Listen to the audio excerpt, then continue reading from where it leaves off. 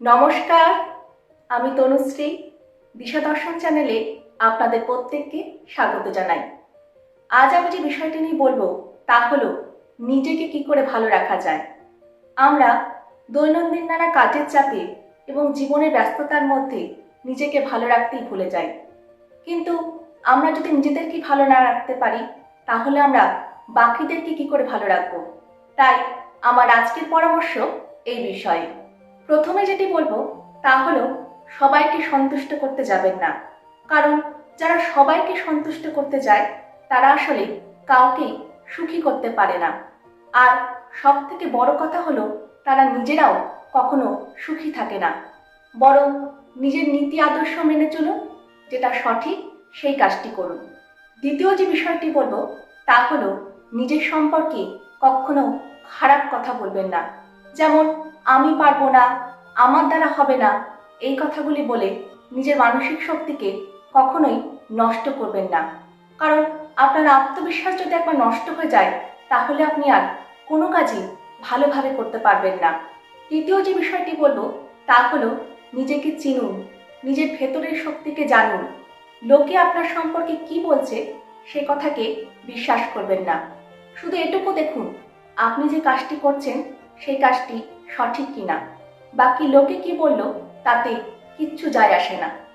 চতুর্থ যে বিষয়টি বলবো তা হলো জীবনে কখনো অন্যের সঙ্গে নিজেকে তুলনা করবেন না। কারণ জীবনে প্রত্যেকের পরিবেশ পরিস্থিতি ভিন্ন ধরনের হয়। তাই অন্যের সঙ্গে নিজেকে তুলনা করে কখনোই নিজেকে ছোট করবেন না। পঞ্চমত যে বিষয়টি বলবো তা হলো আমরা অনেক সময় কাউকে বা কোনো পরিস্থিতিকে মুখের উপরে না বলতে পারি না। কিন্তু আপনাকে নিজের ভালোর জন্য না বলতে শিখতে হবে। অর্থাৎ যে পরিস্থিতি আপনার জন্য ভালো নয় বা যেখানে যাওয়া আপনার জন্য অনুকূল নয় সেক্ষেত্রে আপনাকে না বলতে শিখতে হবে। নিজের মনের মধ্যে চাপ নিয়ে অন্যকে খুশি করতে যাবেন না, তাকে মিষ্টি কথায় না বলতে শিখুন।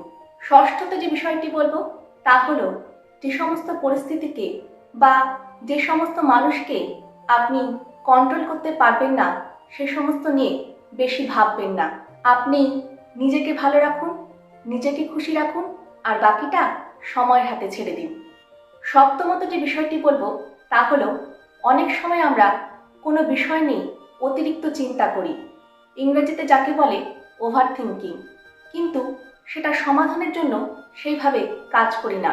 এর ফলে আমরা হতাশাগ্রস্ত হয়ে পড়ি। তাই অতিরিক্ত চিন্তা না করে আপনার হাতে যেটুকু আছে সেই কাজটুকু করুন।